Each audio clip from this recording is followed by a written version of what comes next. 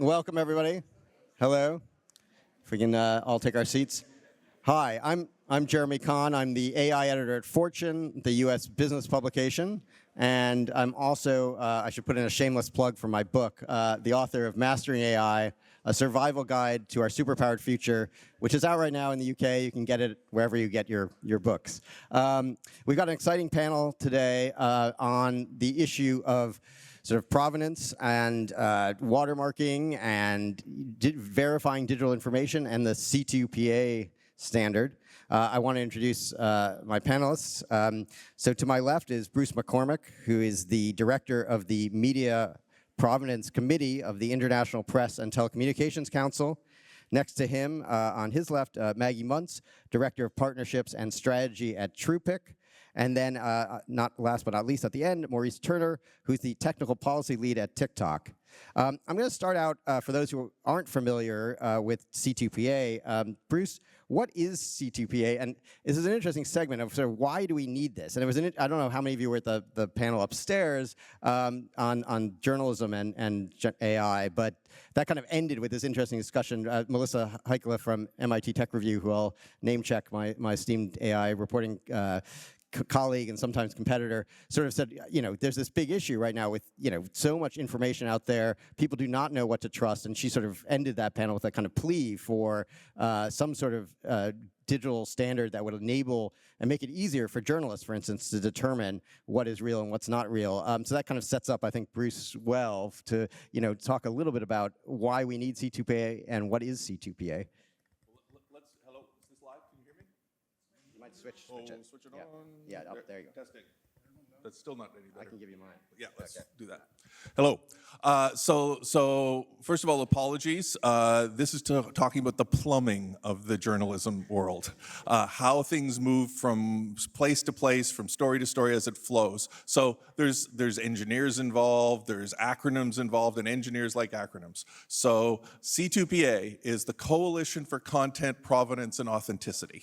It's a lot of words together, but it's the name of a group that's come together representing journalism organizations, media technology organizations, some civil society organizations. I'm going to give a shout out to Claire Leibowitz at the Partnership on AI. We all tended to meet at Partnership on AI. We were talking about the implications of AI for society. This is 5 years ago, by the way.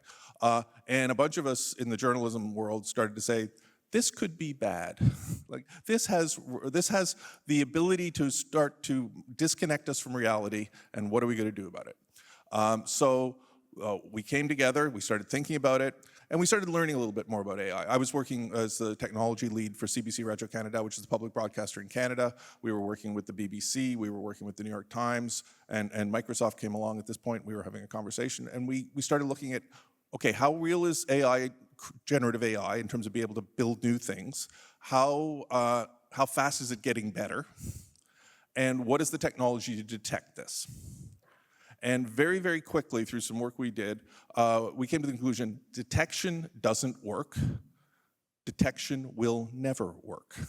And once you come to that sobering conclusion, you go, okay, we're in real trouble, and it's getting faster and closer. So if detection's not going to work, and I hope nobody here is selling detection software, but you know, for those of you that are, the big challenge is just the speed of advancement of generative AI, and the detection systems can't keep up. If it can detect something now, the odds are the systems will morph and it won't detect it in 6 months. So if you can't figure out what has been created synthetically, the question becomes, how do you prove what's real? And proving what's real is actually known technology. It's banking technology. We've done banking transactions for years, and we can actually know who's on the other end of the transaction. This is a valid transaction. We can trace all the way through. So the basic premise that was behind C2PA, and C2PA was led by the news industry. It's going to be used in lots of different industries right now, but it started as a journalistic product. And we looked at it and said, okay, if we want to prove what's true, how do we build that trust? And we said we can cryptographically prove what's true. We can take it. We can know who sent something, that it hasn't been changed or altered since it left, and that the description of that information is correct and attached to the right piece of media. And if we could do that in a way that's interoperable, because every news organization uses all sorts of different systems. You need it to flow from system A to system B to system C to system D, which means it's got to be a standard. So we said, let's build a technology standard. It's got to be open source. It's got to be available to everyone for free and widely available. So we set up a Linux Foundation initiative. Just about every major tech player, when we went and said, this is what we need to do, said, yes, we're in. We've come together, we've been working on this for a couple of years. It's now a public standard that's published. It will be an ISO standard early next year. So we've really built this as a fundamental piece of the internet infrastructure so that we can track the validity of information. And Bruce, it's just to be clear, because these terms kind of get thrown around and often conflated. People talk about digital watermarking, but C2PA is not technically digital watermarking, right? It's more than watermarking. There's three technologies that get used in this kind of business, and they're all called watermarking. It's like Kleenex, Xerox. Watermarking has become a generic term that gets thrown out. There are three separate technologies. I'm going to use an analogy here just to try and make it a little bit clearer, but the important thing is to send the information. And there's a whole lot of information about, where was this picture taken? What were the geo coordinates? What were the time coordinates? Who was the photographer? What's the subject matter? What's the history? Who edited it? Who changed it? Who cropped it? Who color corrected it? So, some of those things may be AI, some of them may be manual, but a lot of hands and a lot of machines touch a piece of content well before when it goes from the glass of the light hitting the lens to whatever it's consumed by the audiences. So 3 technologies I want you to think about, and all of that information is what's really important. How do you deliver it? So there's something called media metadata. It's the description of the product itself, a description of the content, and it could travel with the content. So the analogy I use here is carry-on luggage. I got on the plane, I took my luggage with me, and that information can travel with the media and travel on the voyage along with the media. Then there's something called watermarking, which is putting something into the picture or something into the media. But that technology holds an infinitely small amount of information. You can't really put a lot of information in a watermark. Otherwise, it starts to distort, becomes visible. There's all sorts of issues. It could be stripped. Does it have to be secret, not secret? But the information is tiny. And that's like checked baggage, okay? We can put something in the picture that has it's like the baggage claim. We're not giving you your baggage, we're giving you the piece of paper that says when you get to the other end, we will give you your baggage back. And the watermark is used to find that information somewhere in the ecosystem. And then the third way you can do it is something called fingerprinting. And fingerprinting is like, okay, we've lost your bag. Can you please describe it? It's black, it has 4 wheels. Okay, does it look sort of like this? And on a best efforts basis, we look for the information based on the description that you're given, and we hunt around with what we know, and we find 3 or 4 things that might be your bag. And that's how fingerprinting works. They all have strengths and weaknesses, but they can work together. Got it. I want to get on to how C2PA is sort of working in practice. How are you seeing this actually work at Truepic? We'll start with you, Maggie, and then at TikTok, Maurice. How are you actually using C2PA today, and what has your experience been with the standard? Thanks, Jeremy. So C2PA was founded back in 2021. The first deepfake hit the internet in 2017, when we're talking about kind of non-consensual imagery and some of the early origins of some of this technology. But media manipulation has been around for a really long time. And I think, as Bruce noted, we kind of came together as an industry back in 2021 to say, we need a standardized way, as content has this incredibly dynamic life cycle online, to make sure that all the systems and the players that touch digital content in the ecosystem can understand its origin. Was it camera captured? And now, more and more, was it generated by a text-to-image LLM, a text-to-video LLM? Where did it come from? What was the system that created this? When was it created? In certain cases where location is important, potentially for photojournalism, et cetera, what were those geo-coordinates, et cetera? So Truepic has been around since 2015, working on these questions of kind of image and video and audiovisual authenticity and transparency. How do we understand the origin of digital content? And there's really 2 kind of different ways right now the C2PA standard is being applied. One is to mark content that is AI generated. We're really seeing a lot of convergence around this as a best practice.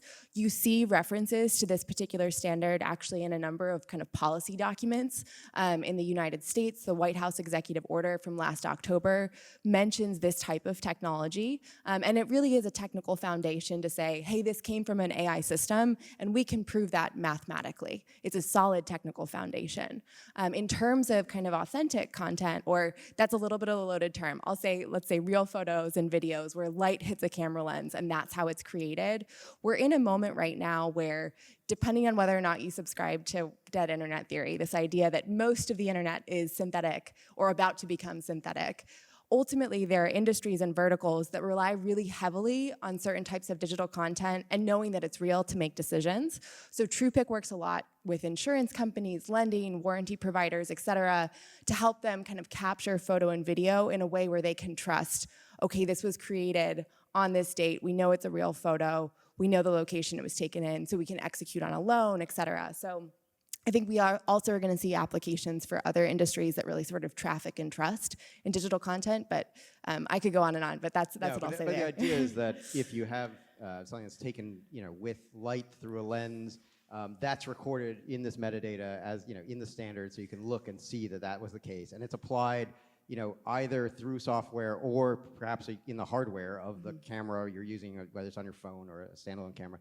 But also, if you're using an LLM, text-to-image generator, that's then stored, in that metadata, so you automatically can see, yes, this was AI generated, and we know from this metadata. At TikTok, what are you guys doing with C2PA, and what's your experience been so far with the standard?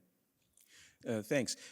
So fundamentally, we're about inspiring creativity and making sure that people can have an authentic experience on our platform. The goal is to create that connection, not only between the creator and the users, but also understanding, what does it actually mean to have content that you are consuming for entertainment purposes, or maybe you want to learn something or even be informed. So there are many reasons that people are coming to TikTok to get their content, and being able to trust the source of that content is paramount to us. So one of the ways that we help to do that is through using labeling. We've updated our policies regarding AI-generated content with that goal in mind, to make sure that, yes, let people be creative, let creators have access to these tools, things like filter effects or maybe other video effects, but make sure that there is clear communication to the audience about why those tools are being used and how those tools are being used. So we implemented C2PA just last year. Our engineers tend to be on the cutting edge, so we like to build stuff in-house and get that out. And one of the ways that we started with labeling is using C2PA to either automatically label content. So if we detect that content uses generative AI, we'll automatically label it, or we'll offer creators the option to self-label.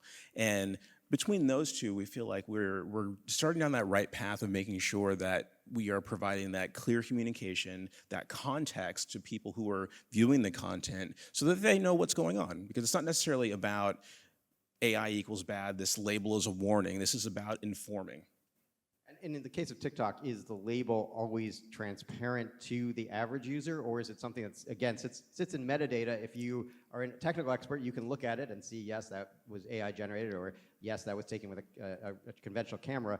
But is it clear to the average TikTok user scrolling through? Yes, there's some mark on this, I know, or a label, I know that this was AI generated. The label is there on the content. It's always going to be present, and I think that's part of the discussion that we need to have, not only within our company, TikTok, but also as an industry and as an ecosystem, to understand what makes sense. How do people want to be informed about this? I think there is definitely a risk of over-labeling. As I said, because it's not a warning label, you don't want to necessarily associate AI-generated label with AI-generated warning, because there are situations where you do want to warn people that, this might be realistic looking. This might actually try to depict an event that didn't happen. You should be more aware of that and look deeper into the information. So from our standpoint, we're starting with the label, and we go ahead and let people link out to a verification website so that they can take a look at that provenance data and better understand what's going on, and in some cases even learn how that particular piece of content was created. Right. I'm going to jump ahead a little bit of my questions here because it sort of dovetail well with this. But I guess the issue with labels that would be, on a simple label, which is a little bit of the same problem with a simple watermark. There's this issue about sort of degrees of syntheticness, and something could be taken with a camera but then edited using an AI tool. Is that AI generated or not? That's getting increasingly a gray area, I think. And how are you at TikTok sort of thinking about that in terms of what gets a label as this is AI content versus what's not? And then maybe for Maggie and Bruce, if you can talk a little bit about how CTPA as a standard has tried to deal with this issue of sort of degrees of syntheticness. We're always thinking about scale. So what does it look like to best serve over 1 billion users globally, and thinking ahead about the technologies that's going to be in the hands of consumers very soon. So one example of that would be people not really knowing when they're using generative AI. So if they get a new phone, they could just use the default camera, and there is more than likely going to be some generative AI technology used in that imaging pipeline. It may even be technology that the consumer can't turn off. So being considerate of, how are people using these technologies? Are they using it to remove that speck of dust? Are they, boosting up the highlights so they can see that detail in maybe the clouds like, today? Or are they, adding, different people to an image, or are they removing people from an image, something that would actually change the fundamental message in that particular piece of content. So that's why we're taking a look at, okay, how are people using this? What's the context? Is it being changed fundamentally or not? Is the intention to harm or deceive that person who's consuming the content? And then what makes sense to inform the user and to make sure that, they're not surprised by what they see and what they learn within that piece of content. Right. Maggie? So I would say, as you highlighted, Jeremy, the binary label of AI or not really doesn't serve in many cases. In fact, it would confuse. And I think this area of kind of user experience right now is one where there's a lot of debate. Ultimately, C2PA, there are kind of 3 core features in the design of the spec. One is that it's interoperable because content is so dynamic. 2 is that it's tamper evident, so that if something changes about a file that's kind of unauthorized or unexpected, you know that. And the 3rd is that it is information rich. So in terms of the edits that can happen to a digital file in its life cycle, you could potentially see and track all of those. Now, in terms of what actually gets surfaced to the end user, I think there's debate in terms of what's significant enough. And all the questions that Maurice raises are really valid. That's why we're seeing a lot of research go into this right now. I think in general, with a lot of these sort of risk mitigation strategies, the last 2 years, there's sort of been a lot of coalescence around C2PA specifically as a strategy for that. But now that we're in a moment of greater implementation, the platforms themselves are implementing. YouTube recently, in the last several days, actually implemented and went live with reading C2PA on files that hit its platform. I think we're going to see some of these questions worked out, which is really exciting. But I would say, ultimately, we're talking about a spectrum. And the question is, where along that spectrum do we draw lines and say, this is significant, this is insignificant, no one needs this information? They're going to get tired if they look at that full provenance chain. Absolutely. So the International Press Telecommunications Council, where I'm working, where we're leading some of this C2PA work, is the group that lets journalists at different organizations agree on how information is going to flow between them. So how does something leave Reuters and enter the BBC so that computer to computer, system to system, the information flows? That's the plumbing part. To do that, they've got all sorts of standards. So the C2PA carries this metadata, but you have to say, what data do you need? How do you set it up? How do you work it through? And there was about 10 or 12 gradations of descriptions of content that was already in use by the IPTC. And they started from, it was a black and white negative. It was a color negative. It was a color positive. And there's that whole spectrum up. It was a video file. And recently we extended that through about another 10 layers of AI. So there's actually defined graduations of that spectrum that we're starting with. That's the first thing I'd say. Second thing is for labeling. In another year or two, every single thing is going to have some element of AI in it. And if we labeled everything, this has something AI in it, everything you see will have an image on the screen and it will burn into your screen and you will stop looking at it and you will get very, very annoyed. So the real issue is, how do you surface material information when somebody should know that something's been tampered with or you're looking through? So that's the first thing we're having to work out with. Can that be done in an automated way, though, or is that always going to require human judgment? So there's a couple of elements to to that. So, and what you're talking about here is really, I'd say, the coal face of where the debate is right now on the materiality of the change. So some things are detectable. This manifest does not match this piece of content. Somebody has swapped it. Like that you can tell. As a general rule, I would give you the leanings that we're thinking of right now, and this is more me than the broader community, but in the nature of the debate we're having, it comes down to was the change made by someone or some system that was context aware? So there's all sorts of systems that squeeze files down to save bits and do all sorts of things. They're manipulating the images. AI could be doing that. If it doesn't know if it's a cat or a cloud or a person and it's just squeezing bits in, it's probably not trying to deceive you. It's probably a technical manipulation of the file. And a technical manipulation of the file, which is going to happen all sorts of places with AI, is very different than a context-aware decision to edit out the person who's on the left or to take a bit of speech out of a sentence. And somewhere around that spectrum, was it context-aware or was it technical, is where I think we're going to settle. But we've got to work our way through this discussion. Is context-aware changes something that can be automatically detected? To a certain degree, it'll depend where in the process. You know a transcoding machine that takes a low definition signal and makes a high definition, or vice versa. It doesn't know what meat it's grinding. It's just a meat grinder. But something like an edit system where it shows the screen in front of you and lets you move things around, that's a context-aware tool. So I think you can classify what the tool does and use that to categorize the content. But there are context-aware edits. You can, and Maurice, you were kind of getting this. There are context-aware edits that someone could make that are essentially not material to the image, really. Like if you lighten the color a little bit so that everything's a bit brighter because it was a dim image, that's not really material necessarily to what the information the image is trying to convey. In other cases, though, yeah, if I edit out the guy on the right, or even depending on the context, if this image, you had a beard when this was taken, but actually you edited that out, that actually could be quite significant. So how are you making those calls? And again, TikTok, you have to do this all at scale. How do you think about how you handle that when you are dealing with billions of potential images?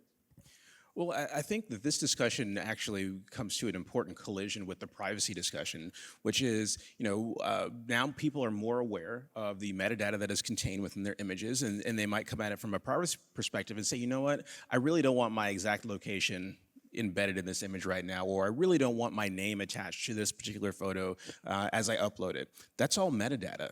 And so I think that is part of the compatibility layer and that understanding across the industry that as we are passing content back and forth, as people are creating and editing content, that privacy discussion comes into play because it's what metadata must always travel or what metadata can be stripped out, and when do you sort of flag when certain aspects of that data is stripped out or maybe even replaced. And there could be pretty strong arguments to say, you know what, if I have to have my location always embedded in the data because that is part of the provenance chain, maybe there's a way to lower the resolution of that so it's not quite as precise. But those are the kinds of nuanced sort of socio-technical discussions that need to happen, and I think that that's part of the jobs of the regulators, is to better understand what are we actually trying to achieve. Are we trying to place a priority on one side versus the other side, and what's that trade-off look like? Right. A question just on where we are with sort of the adoption. Maggie, you mentioned that YouTube in just the last few days has started using this kind of C2PA metadata across its platform, and they're a huge platform. But the standard only really works if you get widespread adoption, and particularly if it gets automatically embedded in things like cameras and other devices, and automatically applied by all the text-to-video LLMs and that are commercially available and this sort of thing.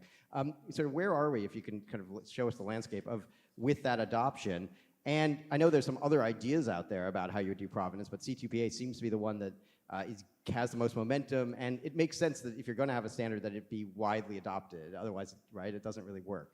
Yeah, absolutely. So Maurice mentioned earlier internet scale, and really C2PA is designed, and the vision for the spec is internet scale, where it makes sense and where it's applicable. I think 2021 3 years ago now, the standard was formed. In the last 18 months in particular, the level of kind of growth, interest, engagement, and also what I would describe as material implementation and adoption has really skyrocketed.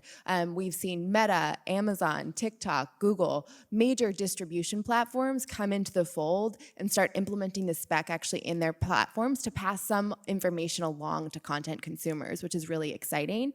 The amount of content also just in the ecosystem in terms of thresholds that actually comes with this tamper evidence seal, with this content credential, is now also growing vastly. Most of the commercial text-to-image AI models leverage this.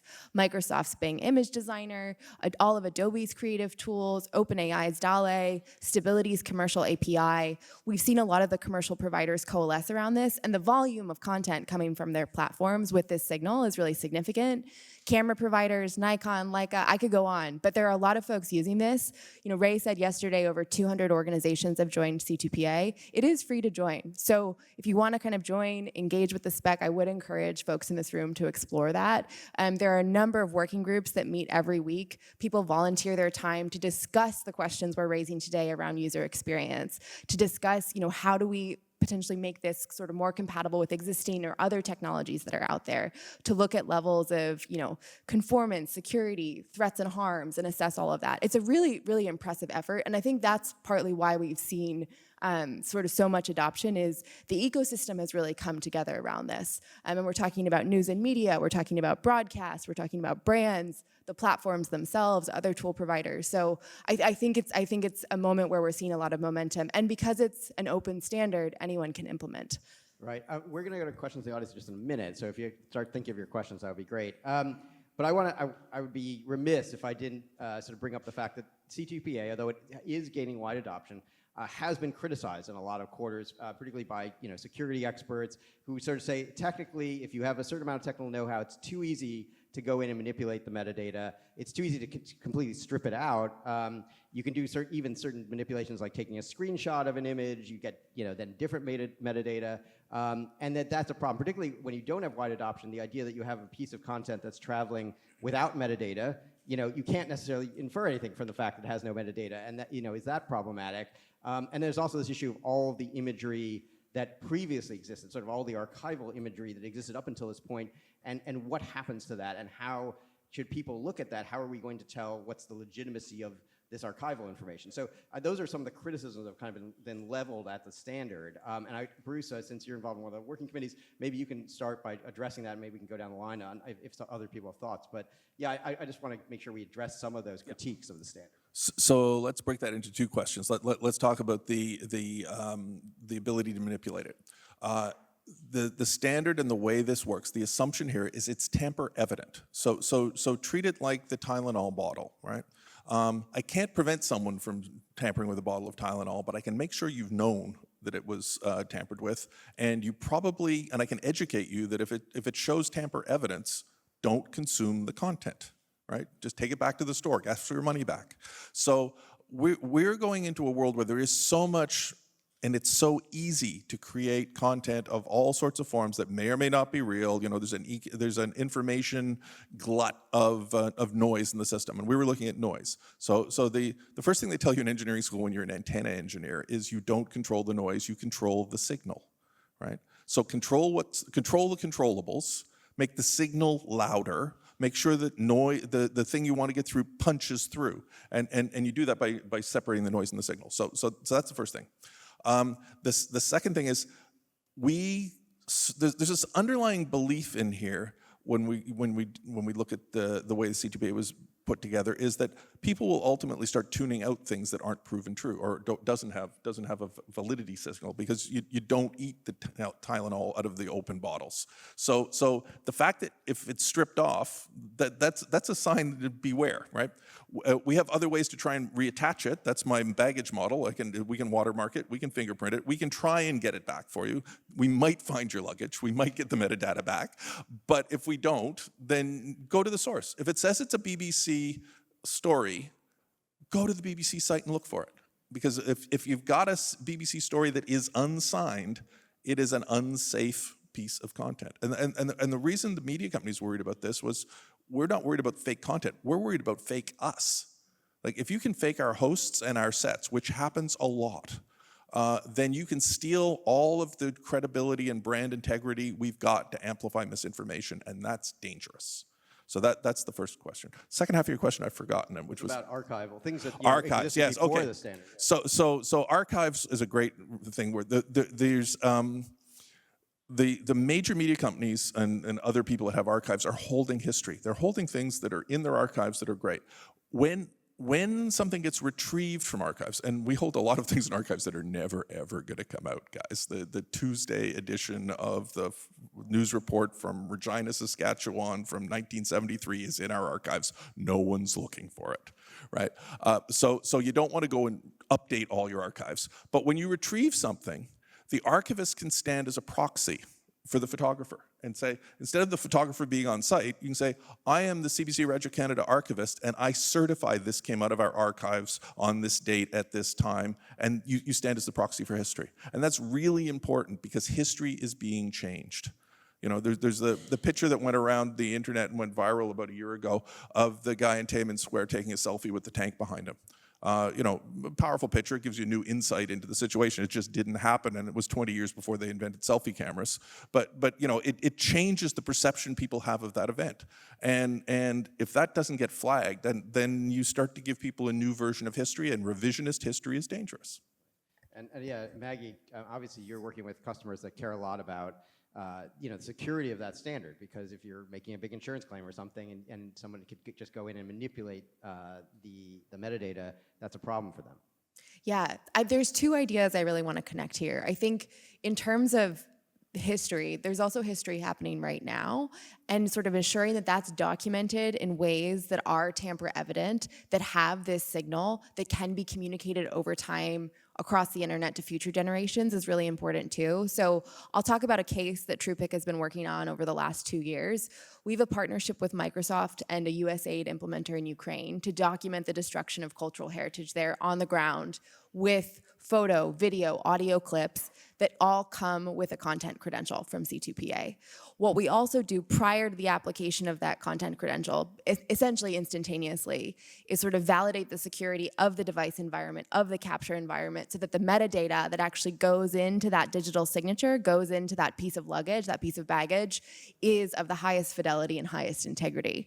And that's a case where those images, those videos are being used for different accountability proceedings to raise awareness, et cetera. They're a very high consequence for, what happens in terms of the course of history. And so I would say to, for folks who are actively documenting the events of today, it is so important to engage with this particular provenance technology, which is why I think we see, news and media in many ways out in front here saying, we're gonna find ways to implement this in our newsrooms. Because ultimately, it is gonna be a digital signal that's passed across the internet now, that's read by platforms, et cetera. And so I think finding ways to incorporate that is really important.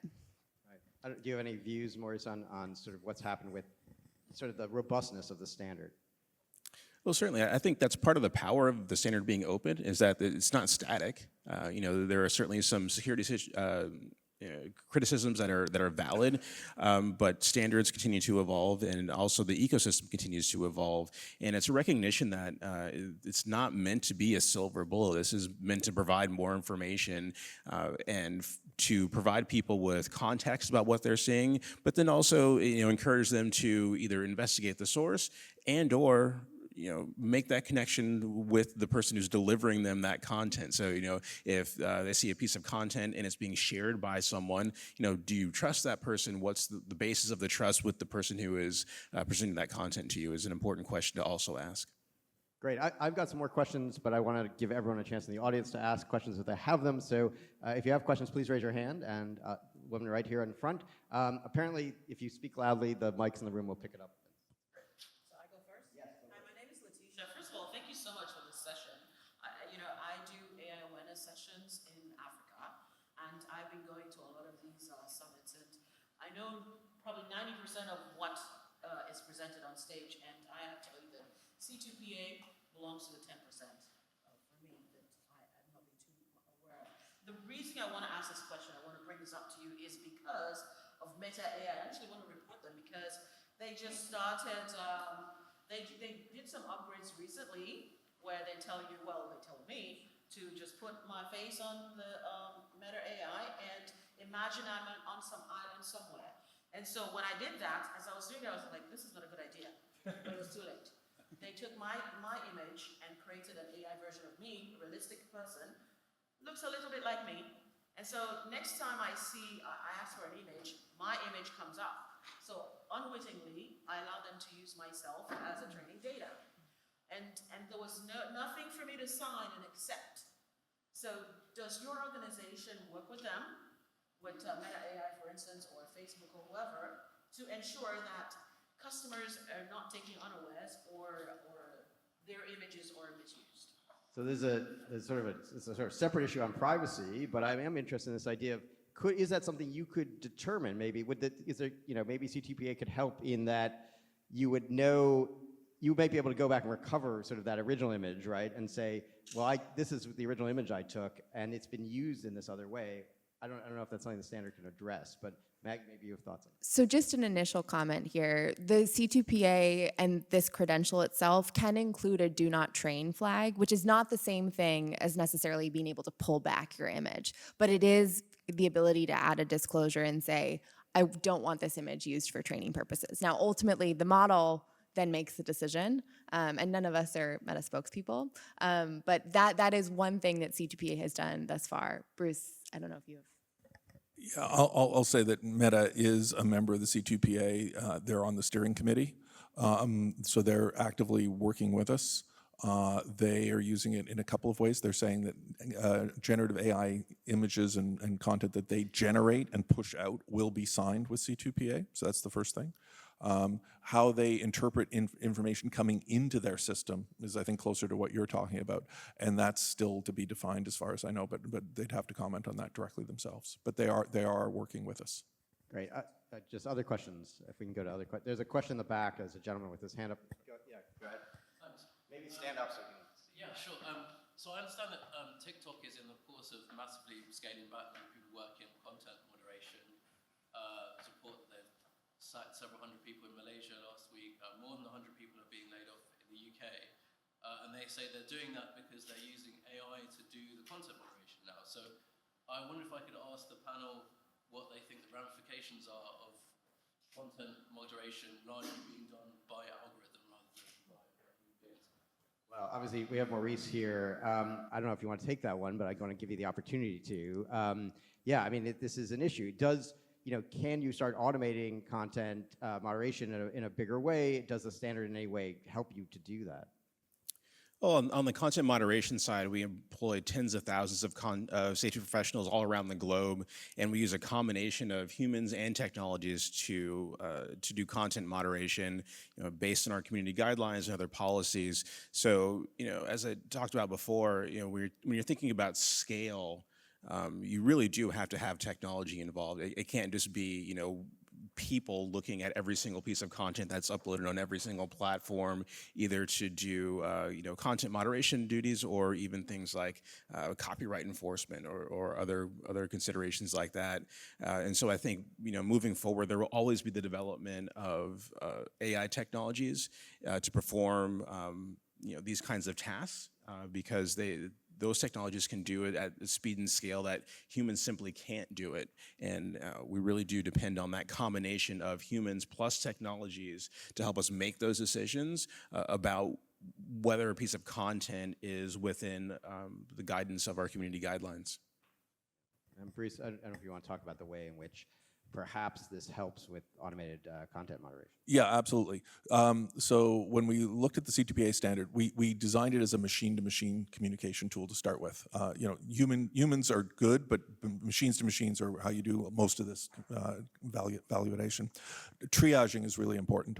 The volume of content is going up exponentially, and the cost to do fact checking is not insignificant. So you have to make sure the valuable resources of human fact checkers are put on the most sensitive and the most probabilistic content that has problems. So if you can clear the stuff that you know is safe, because it's got a provenance chain on it, and you know it's coming from a trusted source, and you know it hasn't been altered since it left that source, that can move through a safe channel. And you can think of it like you spend a lot of time in airports, you're going to see, but think of it like TSA pre, right, in the United States. The trusted travelers flow through and don't have to take their shoes and belts off. And we can do that with content. We can say this content is coming from a safe source. I know it's safe. I can push it through, maybe not directly on air, but I can put it closer up to the front of the line. And I can take my more expensive human resources and I can focus on that story that came in. I don't know where it came from, but it looks important and we have to spend some time on it. Great. I love we have all these airport metaphors too. It's good.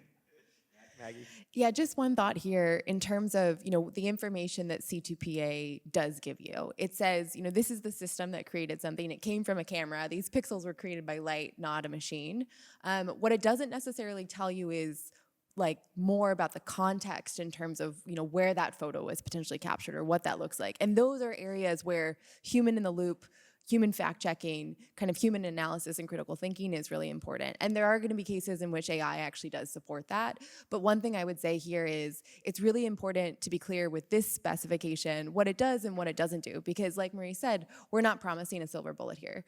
Ultimately, this is a technical signal that's going to be very valuable for helping people sort through increasingly large amounts of content, much of which is synthetic. But I would say it's important that we remember that ultimately kind of within potentially a particular piece of media, there actually might be a lot of information that actually isn't included in the spec as well. So that's an area very, very much so for kind of human analysis too. Right. Other questions? And I've got some more if we don't have. There's one here. Yeah, go ahead. Just curiosity, talking about Ukraine, there's a lot of open source data coming out where people are doing satellite imagery analysis. Has there been any tagging that's been added through C2PA that as this data is going on social media?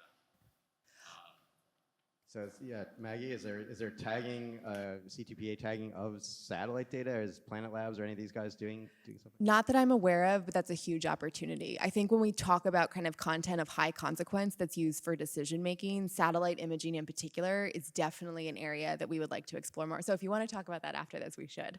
But that I think is in an area that we would definitely want to explore more. But no cases that I'm aware of. I don't know if you are. I'm not aware of specifics on satellites because those the birds get shot up and probably well before our standard was written. They've been orbiting and they don't come down for repair. So there's a challenge there. More incidental comments, but I had somebody from NASA come up to me and say, okay, we've got a really expensive remote shot we're doing. We're going to the moon. How do we encode that so that no one doubts that we went to the moon 100 years from now? So people are thinking about it in that kind of context, but I'm not aware of any specifics. Maurice? I did recently learn that the Department of Defense is actually using the C2BA standard. So for all of the content, multimedia content, imagery that they're publishing, so think about, there's a press conference that's going on, and so the photos are taken there, or there's images that are taken out in the field, and they're made available for public use. So it is definitely something that is starting to happen. I would be curious to know if there are other military uses or law enforcement uses where you would see more of that metadata attached to the images that are created. I also think it's an interesting opportunity for governments to consider, what does it look like to attach this sort of provenance data to the images that they're creating as well.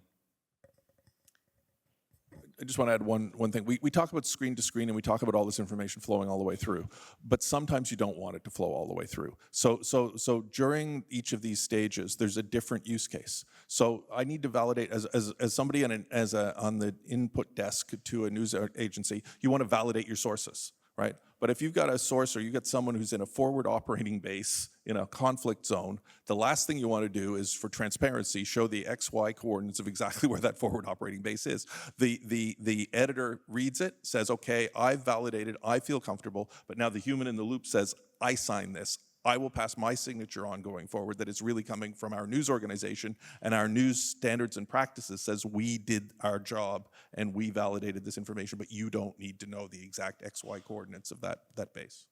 Yeah, and is there a public education piece here around this too? Because we talked a little bit before, Maurice was talking about the awareness people may or may not have about or even already what's available in metadata about their location, for instance. And I know that was an interesting example. I mean, we've had issues, situations, I believe, in the Ukraine conflict, where Ukraine has been able to target Russian soldiers who uploaded things to Facebook because they didn't realize that their location was essentially being tagged in that image.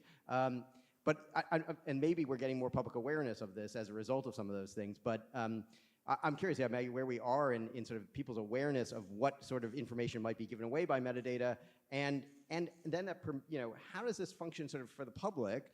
How is the people in C2PA thinking about how do we create an interface that allows people easily to decide this is metadata that I want attached to this, and this is maybe metadata I do not want attached to this? So a couple of things there. And in terms of the satellite example, that as a case is that tamper evident kind of component of C2PA for satellite imaging, potentially for bodies of evidence, archives of evidence. That is a really important core feature and something to discuss more at some point probably. But in terms of public education and public awareness, there are surface areas right now online where these C2PA signatures, we call them content credentials, are displayed publicly. LinkedIn is actually one of them. If you follow some of us on LinkedIn after this, you're gonna see us post photos that come with a little CR icon that's on Bruce's lapel.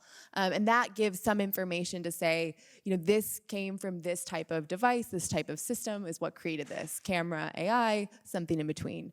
And I think that sort of, the distribution platforms themselves, the fact that many of them are going live with some level of implementation, often it's kind of reading and using the signal to then apply a label that makes sense given sort of their user base and their needs. But that's actually one area where I think we're gonna see public awareness grow very naturally, just given sort of what's happening in the market and the ecosystem. I also think at the same time, we're talking about a technical part of a bigger problem and kind of bigger problem set. And I think if we ignore some of the socio-technical components here and need for investment in digital literacy, investment in media literacy, kind of investment in campaigns around this, that's a miss. Ultimately, we're talking about humans interacting with technology, and so we really do need to make sure we take good care of the human component. I don't think any of us would say technology alone. Ultimately, this needs to be kind of more of a whole of society approach. And I would say the news and media publishers in many ways have a huge role that they get to play there, given their sort of distribution and presence as well. So I think it's an area for more investment and kind of more opportunity over time. But some of these sort of surface areas where it is public or engaged in some way, I think that's a space to watch, I would say. Great. We're getting a little bit low on time, but we have probably time for one more question if anyone has questions, or I've got one if people don't. Right here, this gentleman. I'm just curious, first of all, thank you. Big fan of the C2PA, both from a speed and driving adoption for the standard. But as you talk about kind of the other components beyond the technical standard, the education, to what extent do you feel like there's a policy component on the other side of that? I think that there are a lot of people exploring this right now, and getting the policy component right is very important because ultimately it's a balance. We don't want to potentially mandate or regulate something like this. We want to make sure it's applied in use cases where it makes sense. And I would say the dialogue between policymakers and the C2PA is actually quite robust. We do have a government affairs committee that does a lot of engagement in DC, but also globally, kind of on the spec to educate and say, this is what it is, this is what it isn't, this is where it makes sense. I think some of what we've seen, from the White House's executive order, talking about content provenance, that's effectively talking about C2PA. There were some bills recently in California, some of them passed, some of them didn't. The EU's AI Act does mandate a level of transparency in AI systems to say, hey, are you disclosing that what's coming from your system is AI? So policy definitely has a role to play here, and government has a role to play too when we think about kind of public education around some of these technologies. I don't know, I'm sure you have stuff to add.